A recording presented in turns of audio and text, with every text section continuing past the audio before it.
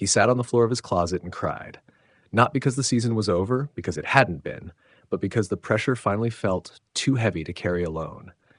Then, 9 days later, Justin Fields threw a two-point conversion, steadied the offense, and watched Breece Hall lob a fourth-quarter touchdown pass that finished a 39-38 Jets comeback. It was messy, beautiful, human.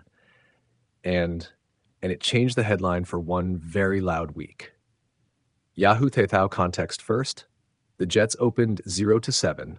Their QB play had drawn national ire, and owner Woody Johnson publicly questioned the team's quarterbacking, saying bluntly, "It's hard when you have a quarterback with the rating that we've got."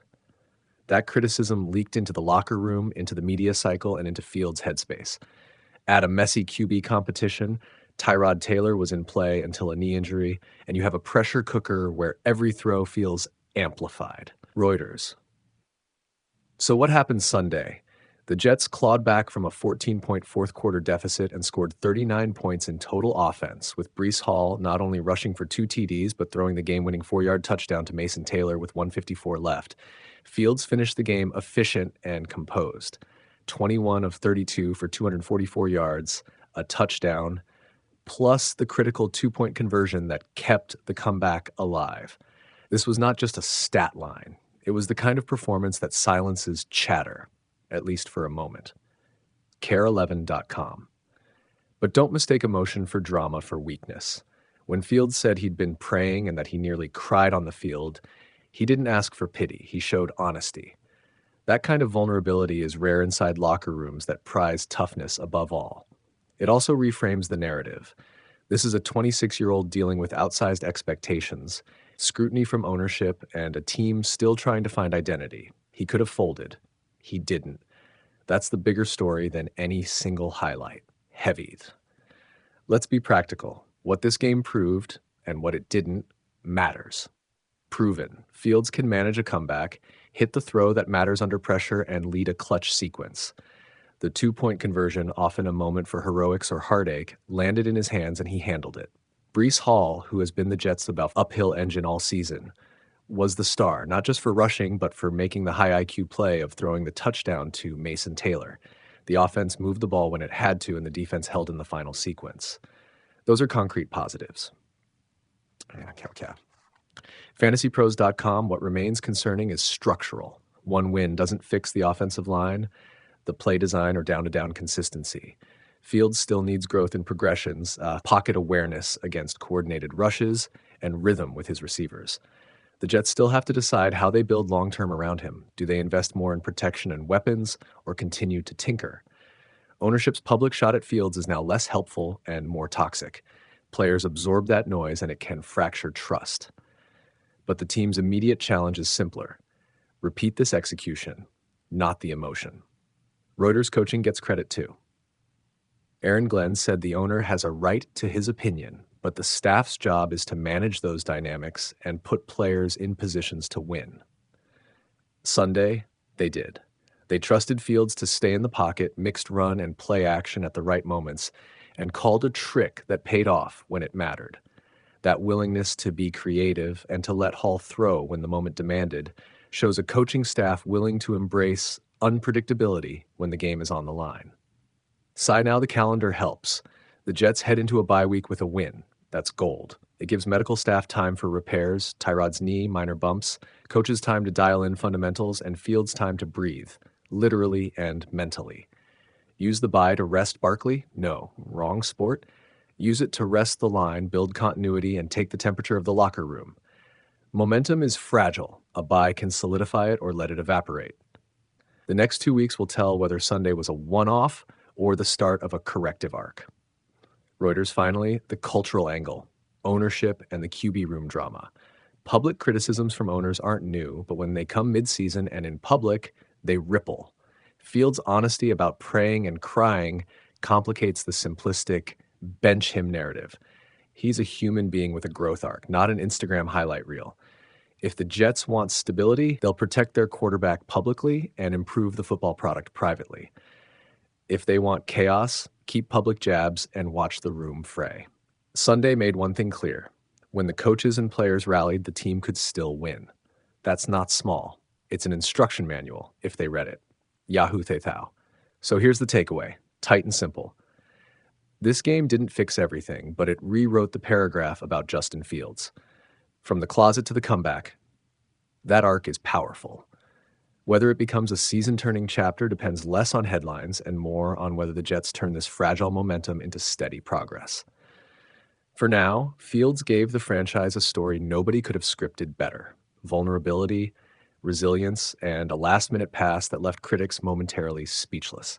If the Jets build around that, and if ownership learns to amplify rather than undercut, suddenly one win feels less like a miracle and more like a blueprint.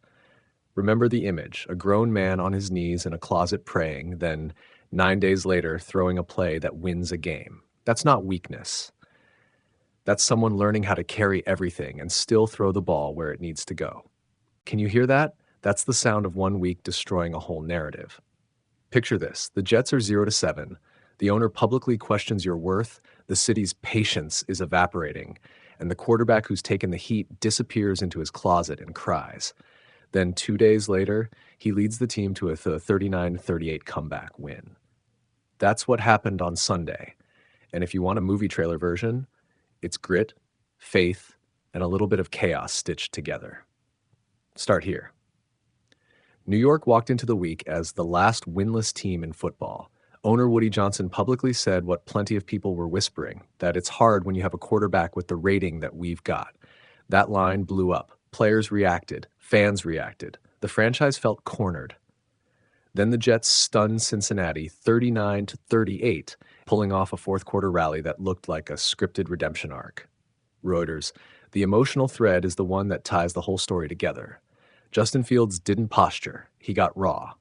He told reporters he'd been damn near crying on the field and admitted he'd broken down at home.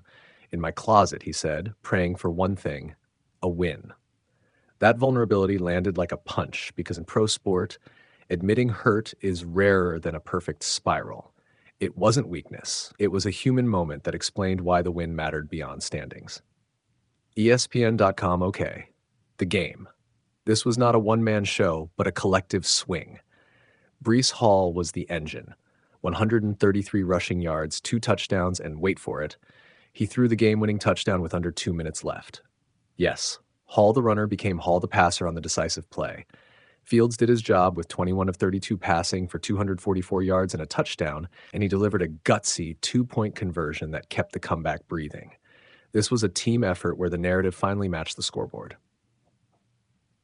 Reuters. Let's break the momentum down like a coach drawing up a 2-minute drill. The Jets trailed by double digits early in the fourth. The Bengals looked comfortable. Then, New York flipped the script. Clutch runs, a late-game trick play to tie it up, a 2-point conversion that wasn't pretty but was decisive, and then Hall's touchdown pass that put the Jets ahead. Credit the offensive design and the players' willingness to stay aggressive when most teams would panic. NewYorkJets.com. Now, about the owner's comments. Fields called them outside noise. That line is a masterstroke for a headline, but it's richer than soundbite theater. Players don't perform in a vacuum. When your franchise leader publicly questions you, it amplifies pressure, changes locker room dynamics, and gives every critic a megaphone. For Fields to go from that pressure to leading a comeback in the same week is either a fluke or a statement. The city will decide which. Yahoo Theithao. Here's the human microbeat you should not miss. Fields' admission that he prayed like crazy before the game.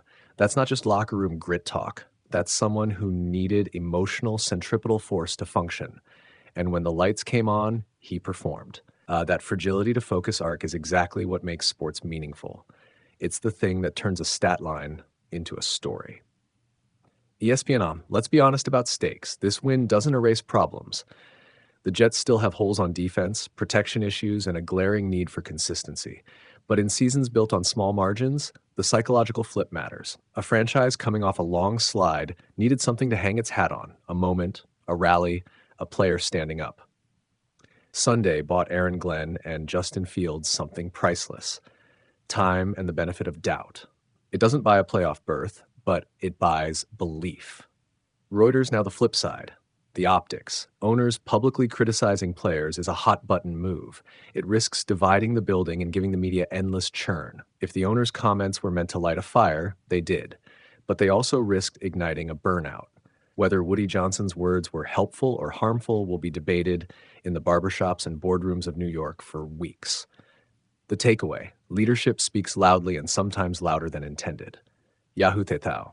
What does this mean next? Momentum is a fragile thing in the NFL. A single loss, an injury, or a misread call snaps it. The Jets get a bye now. Perfect timing. If they use the week to repair fundamentals and keep the emotional reset intact, this win could be the hinge between a lost season and a springboard. If they don't, the narrative machine will turn back towards skepticism. The next games will test whether Sunday was a pep talk or a pivot. NewYorkJets.com. Final note, and a line you'll want on the end of your thumbnail: sports aren't about avoiding pressure. They're about what you do with it. Justin Fields walked through public doubt, private tears, and internal chaos. Then he threw a winning pass and helped finish a historic comeback. That's messy. That's human. And for New York for now, it's enough. Close on this, they wanted a headline to bury him. He wrote the comeback instead.